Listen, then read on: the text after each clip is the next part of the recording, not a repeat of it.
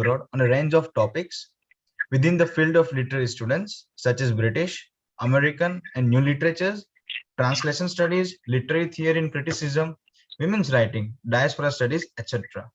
The student-led Q&A sessions will consist of a set of questions posed to a renowned expert in the respective domain. The object of today's Q&A session is to introduce students to the area called Feminist Translation Studies.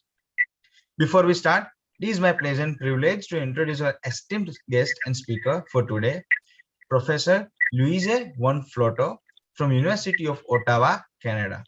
She is currently serving as Head of Graduate Studies, School of Translation and Interpreting, and Director of Summer School, Faculty of Arts. She has taught translation studies at the University of Ottawa in Canada since 1996, publishing widely in the field of feminism, gender, and translation.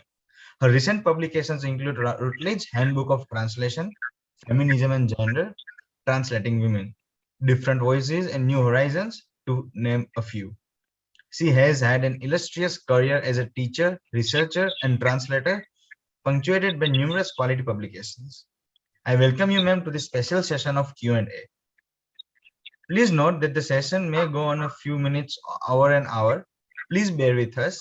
We'll take a few of audience questions at the end. You may keep posting your questions in the chat box.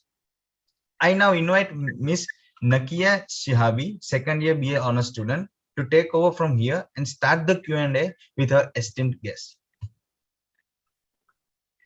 Hello, am I audible? Yes, Nakia, you're audible. Yes, go on. Yeah. So hello, ma'am, and hello, everybody.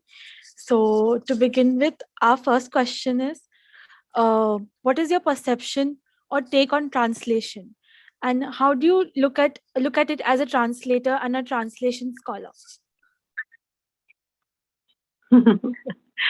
Okay, I will try to respond. I hope that you can hear me. Yes, can ma'am, you we can see hear me you now? Because I can see myself. Okay, can you see me? Yes, we can see you as well. Okay, good. In that case, everything is under control. So, with regard to translation, generally, I love it. I think it is a wonderful activity to pursue. It is like a huge puzzle for me to translate from one language to another. It is something that is very valuable because it increases knowledge. As you translate material from one language to another, you increase the knowledge in that receiving target culture. You expand on ideas, you help develop ideas as a translator. And in translation studies, you study the effects of translation. You study what happens when a text gets translated in certain contexts and used in different ways than it was used in the original context, and so on. It's an incredibly important activity of communication, of transcultural, transnational, international communication and spreading of ideas. That's what I think of translation. Thank you, ma'am, for your answer. So for the second question, unlike some theorists, you have done a fair amount of translation as well. So you have translated French and German literary works. How was your experience of translating in such rich cultural context? Excellent. Excellent. I love translation. It's like playing with language for me. I would rather do translation than do a crossword puzzle, for instance, or watch television. So it's a fantastic, challenging intellectual activity. The rich cultural contexts are interesting. Every time you translate, you learn something. You learn something about the place, about the culture that you're translating from. Even though you know the language, you don't know all the details of the culture. So you're constantly learning and having to do research on what a particular expression might have meant in 1930s, or what it means in 1970s, or what a word means in the 1990s, and so on, and constantly learning and developing ideas, and then moving a text from one cultural and political context into another cultural political context is very tricky, very sensitive, and very interesting. So that's my take on translation at the moment. and on literary translation especially. Although it's not limited to literary translation, all those aspects also take place in digitized texts, in advertising texts, certainly in marketing texts, in tourist texts, and so on. So, ma'am, you spoke about That's the what challenges, and our next question is actually about the challenges. So, every translator faces tough translation-related challenges, linguistic, cultural, etc. How did you overcome such difficulties while translating the difficult texts? How would you advise the budding translators in terms of dealing with tricky translation-related issues? With patience and research. I think those are the two, and creativity. Patience, research, and creativity. So those are the three items or three approaches that are important. Research, perhaps one of the most important ones, because you cannot, as an outsider, know everything that happens or that is referred to in the source text. You have to find help, and you have to be willing to ask for it, and then be able to produce it or try to reproduce it as best you can in the target language. But patience as well. It cannot all happen at once. I know that sometimes wonderful solutions can come to you in the middle of the night. Solutions to a problem that you have been experiencing or working on or worrying about all day, suddenly it comes. And those are, so it takes time. I think that's one of the big issues, that it is a time-consuming intellectual activity that requires research. And one example of research I can quickly describe, translating a book that was set in France. I read about a card game that they played, Tarot, Tarot. Normally, we think of tarot games or tarot cards as foretelling the future in some kind of mystical, mysterious way. But I had to go and find out from various people, what is the tarot game that people can play? I've never heard of it. I have to go and find out. And I have to find from various Francophone friends, people who've lived in the south of France, and so on, and discover that people play tarot there the way I might play bridge or some other card game. And it's not just used to foretell the future, to lay out cards. So there are all kinds of really important research and work aspects to translation that are often not talked about much, not considered much, as the translator supposedly produces an equivalent text, which we never do. Ma'am, our next question would be, how do you look at the evolution of translation studies in the last 50 years or so? And what were the important milestones in your journey, particularly in translation studies? Well, translation studies has developed enormously in 50 years, in 40 years. It's seen a huge increase in interest. Departments of translation studies opening at universities in the UK, in German-speaking countries, French-speaking not so much, in Spain, in Canada, of course, because we're bilingual. I don't know what the situation is in India or Pakistan, but I know that there has been a lot of work done on translation studies in India. Harish Trivedi, I think, is one of your writers. There are various others, Kotari, Rita Kotari, and others.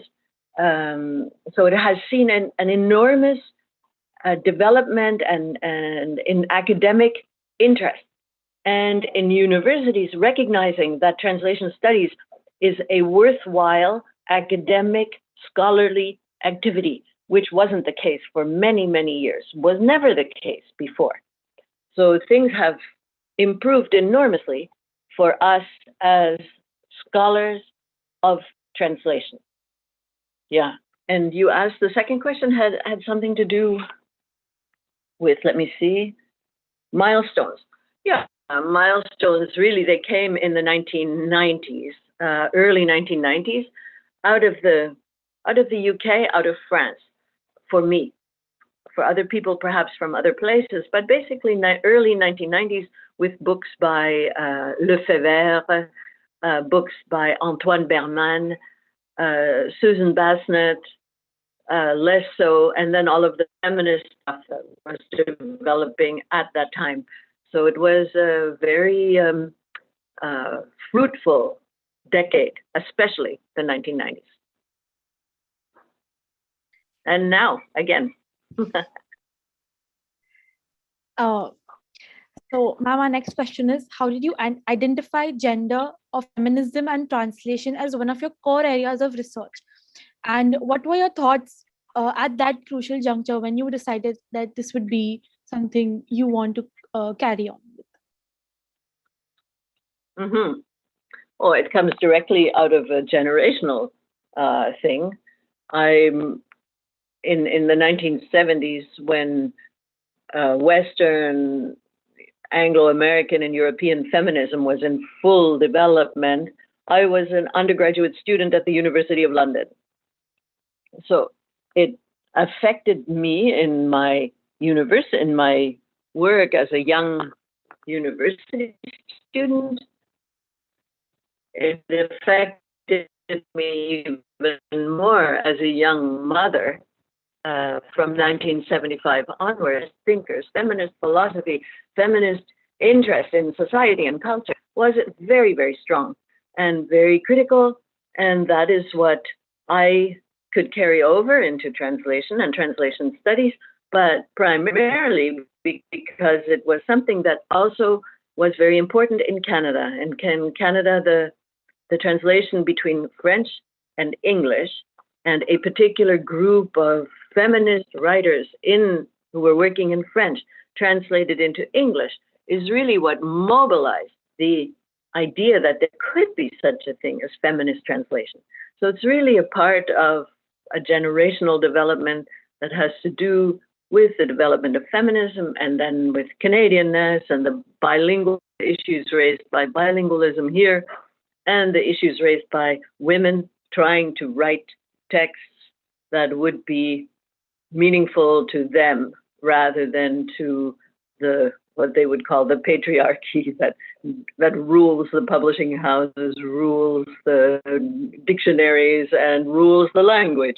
And so it was very much an attempt to write against the power that is wielded by language. And then the translation of that material became, or the work of translation of that material became feminist approaches to translation, which I found completely interesting, sometimes very amusing, very humorous, very funny, very subversive in places, and as a scholarly topic, very, very rich. That's how I came into it.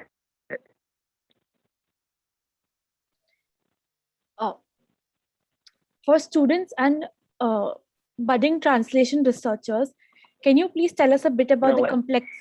Hello? Yeah. Am I audible? Hello? Am I audible?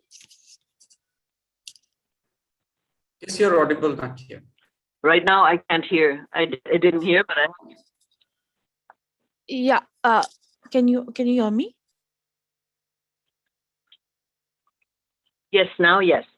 Okay. For students and budding translation researchers, can you please tell us a bit about the complexities in the relationship between feminism and translation? Mm-hmm. There are lots of complexities. Maybe one of the most important ones is that languages of many languages in the world differentiate between feminine and masculine form. And so, from a feminist point of view, or from a feminist perspective, feminine aspects of the language tend to be seen smaller, less important, less the masculine always are deemed to include feminine, but not feminine. It happens in all the Romance languages. It happens in Arabic. I know it happens in Hindi, and so on. So there's a constant battle between the actual condition of the language, the way it's used, the way it's set in grammar books, dictionaries, and so on, and the translator, who may have a different or want to develop a different approach to language, see language differently, include always he, she, or better yet, s/he for the pronoun, the third person singular pronoun in English, etc. So there's that in already.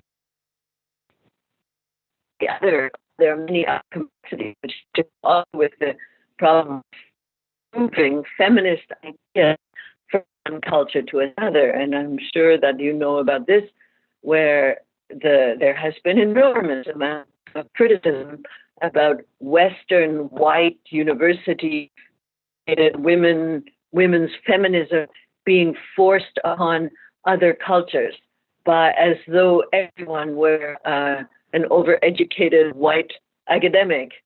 So there are those very strong cultural and contextual differences which impact a translation, say, of a feminist writer from English into another language, into a language like, I don't know, like Portuguese in Brazil, or like Hindi, for instance. A student, not a student, but a colleague of mine recently wrote this article on the translation of Virginia Woolf, A Room of One's Own, into Hindi. It shows systematically how the Hindi translators masculinized the language of Virginia Woolf, of all people, and turned the text into something that is produced in a very standard form in Hindi, where the text in her own language, English, from the turn of the century, is quite experimental and feminist. So the feminist aspects are simply gone, or reduced, certainly. So there are lots and lots of both linguistic problems and challenges, and also these cultural and political challenges. Thank you for such an interesting answer, ma'am. Our next question is, how has a particular outlook on women as translators or authors affected translation history? Not very much. Not very much. It's just beginning. There has not been an awful lot of work done on women translators and the effect that women translators have had on translation history. It's starting. There's a conference now that will be held in the spring, in May, that on the history of translation, and we are proposing an entire panel of 8 people or so to participate there, to put this question of women translators in history onto the academic agenda. And one of them will be participating is this woman who wrote the text on Virginia Woolf, translated into Hindi, who's looking at women translators in India. So there's not much that has been written specifically on that. A few books appeared in the 1990s, one about Tudor women translators. Not much else. Not much else. It's necessary. Thank you, ma'am. And how does one look at feminism vis-a-vis the politics of translation? Wait a minute. What was that question? Hang on. Yeah. How does one look at feminism? How does one look at feminism? Yeah. Well, feminism is a political perspective. Feminism To have a feminist perspective on anything is to have a political perspective on whatever it is that you're considering. And so feminism as a political stance, of course, has an impact on translation. It has an impact on what you choose to translate, how you choose to translate it, what you can or cannot leave out of the text, what you add to the text, often in terms of footnotes and explanations or arguments with the author that you're translating. But I think first and foremost, it has to do with the selection of the text. And that reminds me of an article that is in the book that I recently co-edited, the Routledge Handbook on Translation, Feminism, and Gender. And it's an article written by Raj Kumar, Elegedi or Elegedi, I'm not sure how to pronounce his name, Raj Kumar, about a woman translator who worked from English, French, Italian into Telugu in India. I can't remember what her name, she wrote in under a particular name, and her purpose was to import European feminist ideas and books, also from Russian, into Telugu. Telugu or Teluga? I can't remember. Telugu, I think.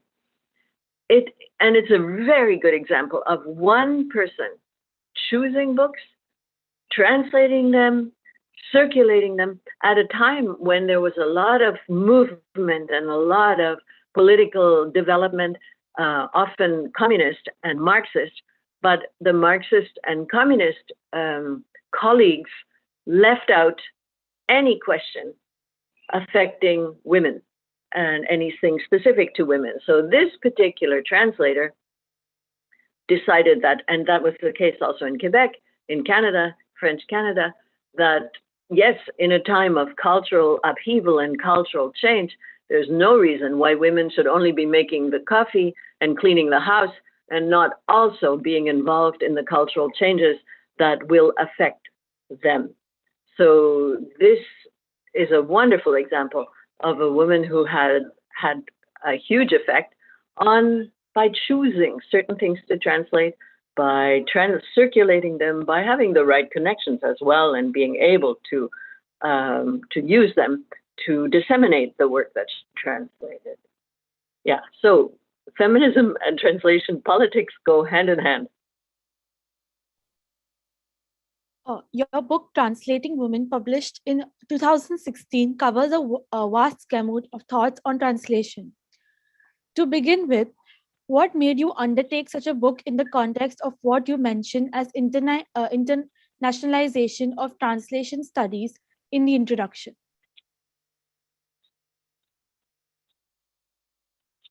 Yeah. Well, that book came after another book that was called just Translating Women. Translating Women came out in 2011 and was a first book that really looked only at women translators, women authors whose work had been translated, and was quite a large collection of essays, of which I wrote only one, but I edited the others and brought them together. So one reaction to that book was that it was Eurocentric. It was far too Eurocentric. And in a time of globalization and internationalization and easy access, zooms of access to other cultures easily and to other places and other ideas, it was too small, too narrow. So my next project was to create a book that would bring in ideas and work on feminism and translation, women's issues and translation, women authors and translation, from as far afield as possible, as far away from the Anglo-American European approach and also authors and translators as I could possibly manage. And so I found, I have a friend in Tehran, in Iran, who became the co-editor. And together we were able to bring in work to this book from Sri Lanka and from China, from Mexico, from various places in the world, Colombia, I think. I haven't looked at it recently, from Turkey. So from all those places which are not necessarily American or European, although I have to say that a number of the authors either had done their PhDs and their academic training in Anglo-American or European universities, or they were from those universities, but working on material from China, working on material from Saudi Arabia, working on material from ancient Buddhist texts in Sri Lanka, for instance. So it was really an attempt to spread the ideas of feminism into other places and to encourage other authors and other researchers and academics to write about those topics and to apply them in however ways they apply to their own particular situation. And that is the book that came out of that. So sometimes it's not completely easy because, again, you're applying what was a Western or Anglo-American and European impetus, political impetus of feminism onto other cultures with academics who have studied in Anglo-America largely, and so on. So it still has a certain feel of this, of neo-colonialism, if you like. That's a term that is used these days and used quite critically these days. But that was all that was available. How do you look at the role of women translators, which forms one of the section of the book? Sorry. Mm-hmm. Yeah, women translators are translators, just like men translators. They don't necessarily do a better job. They don't necessarily do a feminist job at all. They pass often, especially in high level translation situations, not in the English world, in the English speaking world, but say in German, in French, and so on. They tend to come in second place. They're never seen as star translators. There's always a man translator who's a great star translator. In English, in the English-speaking world, that's not so much the case because translation is not so important. Those of us who are translators and literary translators, especially, well, I was going to say we suffer from that. I'm not sure that we actually suffer, but basically, translation, very comparatively little material is translated into English, so it's a completely different situation than, let's say, in Sweden, in Germany, in Italy, in perhaps also in India, I don't know, where countless books are translated from English into those languages, and where you can have star translators, therefore, who are not usually women. However, the women are there doing the work and participating in the whole translation industry and the exchange of ideas that is what translation offers. So yeah, they're there doing the work. Some are more efficient than others. Some are better than others. Some are no better. It's not. Some have the power to choose what they translate, and so can choose not to translate something that they consider politically unviable or uninteresting or noxious. Some don't. No. You have also dwelt on and dedicated a section on applying feminism in translation in the book. For students and beginners, can you please tell us how does one do it? Where does one start? Yeah, good question. I always say that one way to start is with selecting the material to translate. What are you going to translate? What do you refuse to translate? And that's a start. Are you going to translate a literary text where women become the victims of some terrible killer? Or are you going to translate a literary text where women rule the world?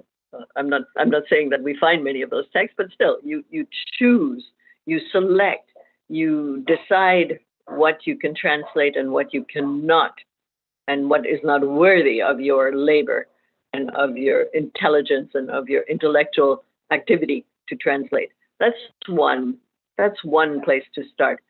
And to also go and look for material that should be translated but has been missed or has been ignored or has been neglected because it was written by a woman 30 years ago. Who knows? So that's one thing, to select the material to translate. Of course, it's not always possible to select that. If you try to earn your living as a translator, you may end up having to translate all kinds of material that you would maybe prefer not to.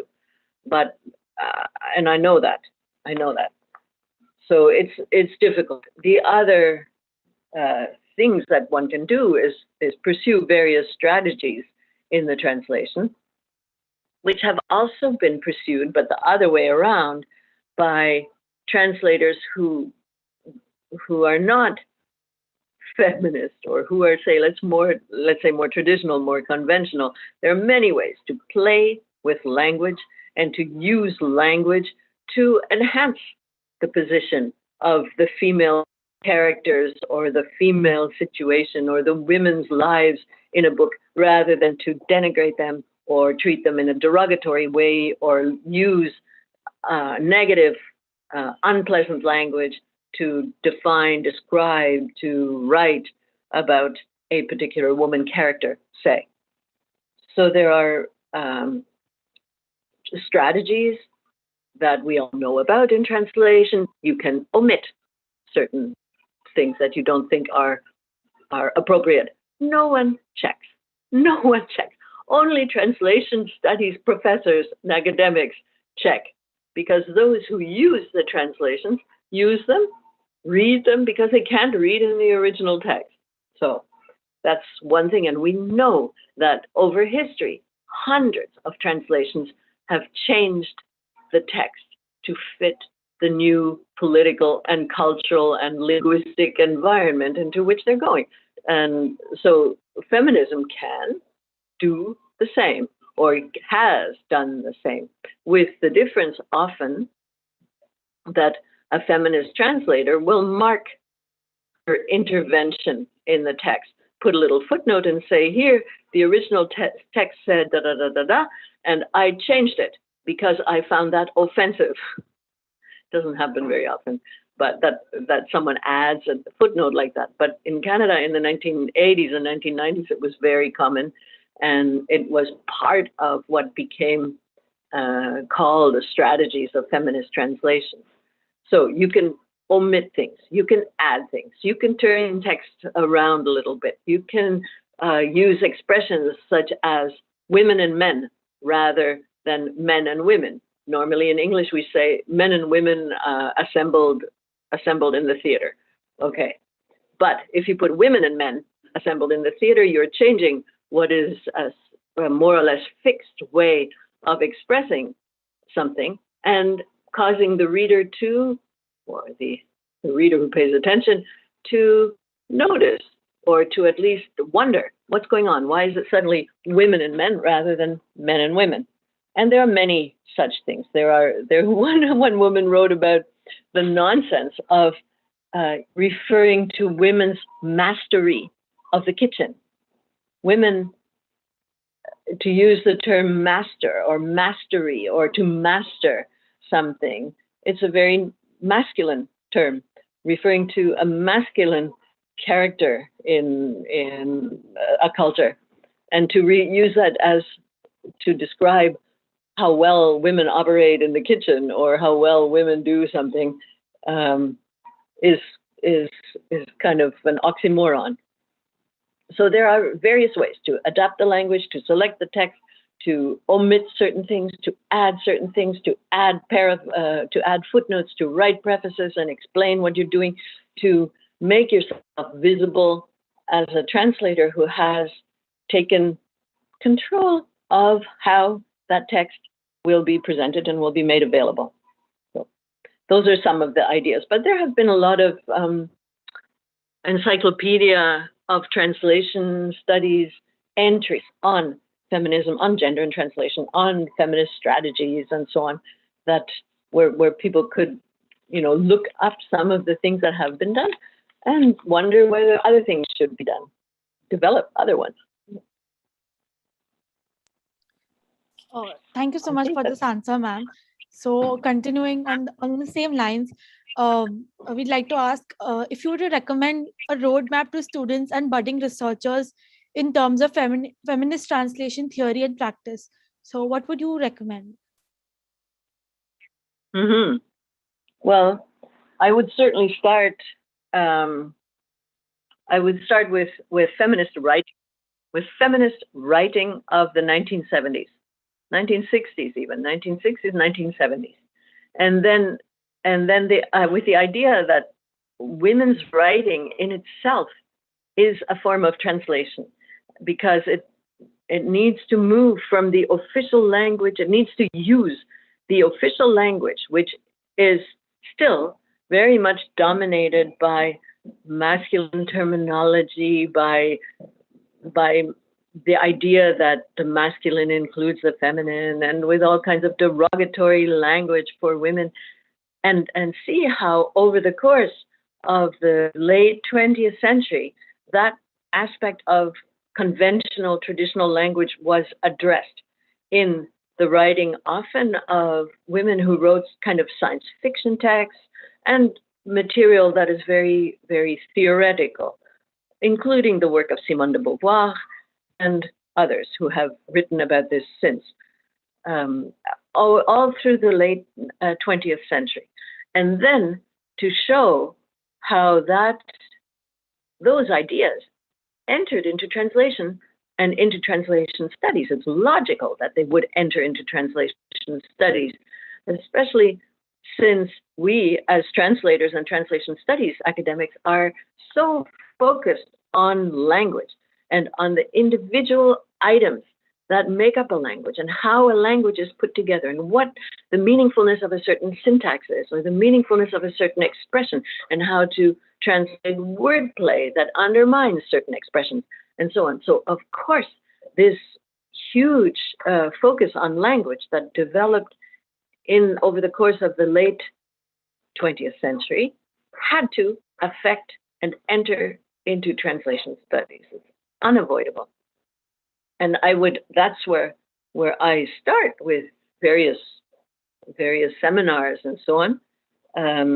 That's a roadmap. Of course, the fact that this roadmap starts in Europe and North America may be off-putting, and maybe it doesn't only start there. Maybe this woman who was translating into Telugu was also, of course, she was also affected by it. So there are examples in other parts of the world that we in North America may not know so much about, but that are worthy of research and worthy of further examination and investigation and writing about it.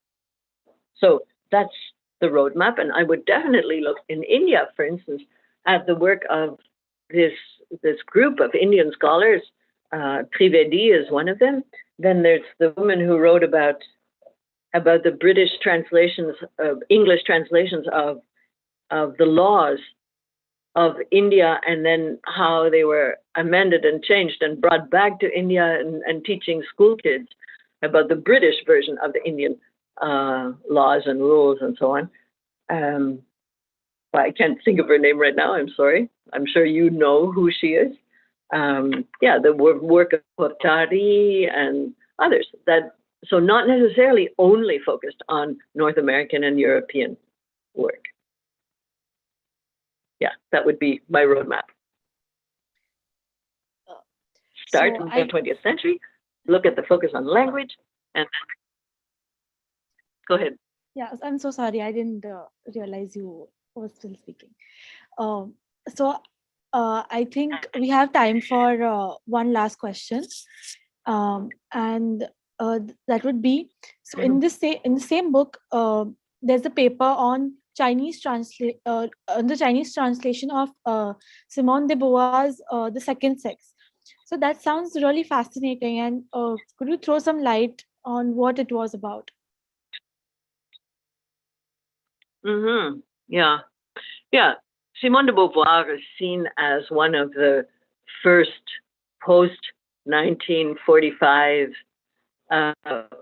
feminist thinkers, feminist writers, feminist theorists. So she's being constantly reread now too, reread, retranslated, translated into many languages, retranslated into many languages. And this particular article looks at and compares the translations of two translations that were done of her work into Chinese in the People's Republic of China, so mainland China, and two translations that were done in Taiwan. So asking about the political differences or the differences that a different social organization and a different culture would impose on the translations. And so it studies this question, and also asks about the gender of the translators. The translators in mainland China were men. At least one set of translators in Taiwan were women. Is there a difference between how these particular men translate Simone de Beauvoir and how the women in Taiwan translate? What is the difference between the political context, what the political context in Taiwan allows, what the political context in China allows and makes possible or doesn't allow? So the book study, or the article studies those differences and compares those differences. And right now I cannot remember what she comes up with, except that what I remember in particular is that the Taiwanese translators were women academics who were very much influenced by North American feminism. And so the reading of Simone de Beauvoir is different and is much more appreciative than the reading of Simone de Beauvoir that is done in mainland China by a couple of men translators who are not affected by, have not been reading, have not been studying feminist ideas. Obviously, it would cause a considerable difference. Because, and that's one of the other things in regard to an earlier question, what we as translators do is read, and we need to read with a gender awareness that some people have and some people don't. Some people are willing to have an understanding of gender and seeing the gender in the text and how gender is assigned in the text and how gender is a political and a contextual question in the text. Others don't see that. And that's one of the things that is interesting to try to teach and interesting to try to get students to see as well. So, voila. Thank you so much for your insightful answers, ma'am. Now, Tatsam to take some audience questions and also give the closing remarks. Yeah, thank you so much, ma'am. Yes. It was a wonderful session. I hope participants have learned lots of things from the session. So we'll take a few questions from audience. So one from Miss Ekta Ladda. During translation, sometimes similar words are not found in other language, and then meaning gets different and somewhere the essence is lost. So how to overcome that obstacle? Yeah. I don't think the meaning gets lost. The meaning gets changed. Doesn't get lost. Besides, that is such a kind of philosophical question. If you read a text in English, you will read it quite differently from the way I read it in English. So there's no essence, there's no essentialness to any text, except perhaps a weather report where it says cold and hot and rain and snow. But otherwise, texts, the meanings and the shapes and the way texts mean is flexible, is not necessarily fixed and forever the same, because every reader comes with a different approach. So that's one thing already, that the essence, it doesn't make a lot of sense to say the essence of a text is lost. I don't know who would want to define what is the essence of a text. There would be 100 arguments about what is the essence of a text, of any particular text. So translation, yes, changes a text, transforms a text, moves every single word, even every quotation, every quotation mark, every comma, every question mark can change in a text. So that's something that is either seen as a negative aspect of translation or a positive aspect of translation. The fact that we, through translation, can move texts into other cultures is, for me, a very positive thing, and not to be seen only as, or primarily as, something that is negative, where some essence is lost. I tend not to believe that there's an essence to a text. So the next question is from Mr. Lucy Jetli.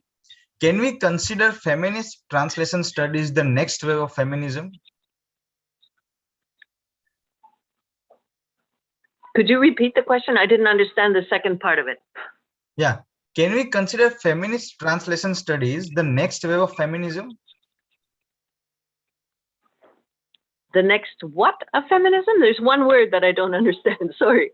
Yeah. Can we consider feminist translation studies the next wave of feminism?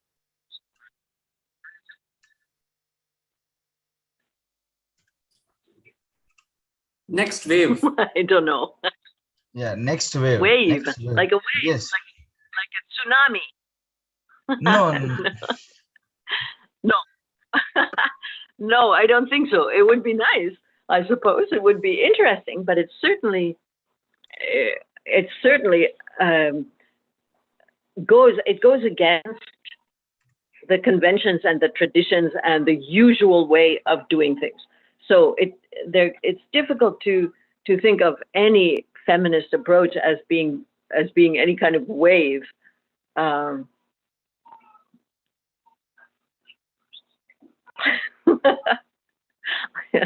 Yeah, I don't know. I don't think that it is a wave. But what I notice is that there's a lot more interest now than there has been in the last 20 years. There's been a quite an increase in young academics and young scholars being interested in these questions, and I think that is a form of a wave that I find really interesting. And the wave, so-called, is coming from outside North America and outside of Europe. So there are people in China and people in India and people in Sri Lanka and people in Mexico and in South America right now. Lots of material coming from South America with regard to feminist approaches and also broader gender-aware approaches to text and to translation, which weren't there 10 years ago. So there's a trickle, maybe not a wave, but a trickle, and maybe it will gain a little bit of importance and gain a little bit of power. Yes, ma'am. So the next question is, what kind of strategies and methodology one should opt while focusing on translating oral narratives of women, and how to highlight those narratives through the strategies of feminist translation? Because sometimes women are also glorifying patriarchy in those folklore and sometimes mixing their own desires, which are unsaid in everyday life. I'm going to have to ask you to repeat all that again. Sorry. Yes, ma'am. What kind of strategies and methodology one should opt while focusing on translating oral narratives of women, and how to highlight those narratives through the strategies of feminist translation? Because sometimes women are also glorifying patriarchy in those folklore and sometimes voicing their own desires which are unsaid in everyday life. Yeah. So the question has to do with translating oral narratives, oral histories, and how to deal with how to deal with the patriarchal aspects of those oral histories, and also the question of unspoken things that women have never been asked to talk about, or been able to talk about, or been able to air. So yeah, it's tricky. I mean, there are two very different parts to that question. And oral narratives, it depends, I suppose, if you're translating, if you're just interpreting, or if you're writing. If you interpret, the translation process in interpreting and in oral interpretation is quite different, because the text that you speak moves quickly and is gone. Poof, is gone, unless you record it and then transcribe it and so on. But basically, in interpretation, the process is different. And so I suppose that the text, whatever oral text is being interpreted, can be more radically interpreted with sharper language and with stronger expressions. Whereas a written text is there to stay, and is there to be studied, and is there to be commented upon, and is there to be taken apart by academics and critics and journalists and so on. And so people are more careful with written texts, and perhaps need to be more careful with written texts. So it's complicated. The question then comes, what is the translator? Is the translator an editor of those texts, removing, omitting certain things that he or she finds inappropriate, such as patriarchal references or glorification of a system that others would find patriarchal or offensive to women? Does the translator remove that? In what kind of a work situation is the translator? In what kind of context is the translator working? I would say that it's very much contingent on who is working, how they're working, who is being paid, who is paying, all kinds of questions like that make translation, or that show how political translation is, and how political the work of a translator is, and how political the work of a feminist a translator, or a woman who sees herself as a feminist, how political that work can be. She can actually lose her job, I suppose, as a translator if someone deems her work too invasive, too deliberately, misrepresenting the text. If you want to claim that that's what translation or feminist translators do, it's very tricky. It all depends on the situation, on the context, on who is paying, on what the purpose of the text is, and so on. Especially when you have oral narratives which are presumably coming from or may be coming from a less educated part of the population, where the translator then plays the role of the editor and the educated person who comes in there and starts collecting the narratives and changing them. Debatable what is acceptable and what isn't. Yeah. Very contingent. That's one of the things about translation, is that it is never fixed. It's never fixed. And a text is never fixed. And the translation of a text is never fixed. So it depends on purpose, people involved, political options and possibilities, all kinds of things. Ma'am, one last question. Could you please talk about the conference which you mentioned that is going to be held on history of translation? Yes, it's being held at the end of May 2022, so in about 6 months' time, at the University of Tallinn. And Tallinn is the capital city of Estonia. So Estonia, one of the Baltic states, close to Russia, or bordering on Russia. South of Estonia is Latvia. The Baltic Sea is one of the boundaries, and it's organized by a new association for the study of the history of translation.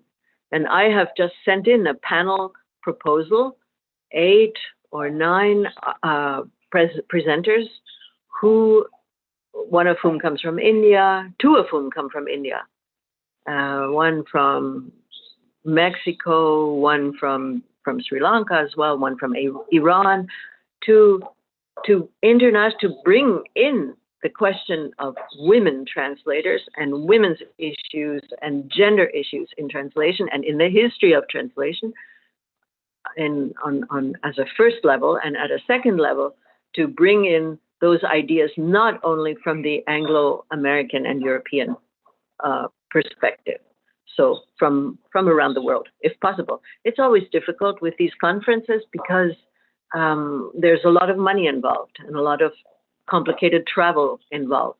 And so it may not be so easy for someone from Iran, say, or from Argentina to join this conference in Northeastern Europe. So that's what's happening. And I'm happy to send Sunil the information if you wish to circulate it.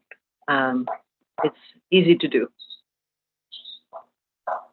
Thank you so much, ma'am. I would like to request Zara Lokhanwala to proceed towards the vote of thanks. Thank you, Tatsa. I hope I'm audible. So I would like to propose a vote of thanks. So every event requires careful planning and meticulous execution to make it a success. Today's event was no exception. However, it is a mandate to express our gratitude to those who helped us to make this event a successful one. Hence, I would like to propose a vote of thanks to those who played a vital role in organizing this event. To start with, I would like to express my deepest possible gratitude to Professor Lewis for sparing her valuable time, and I'm sure that your insights will open new horizons for our students.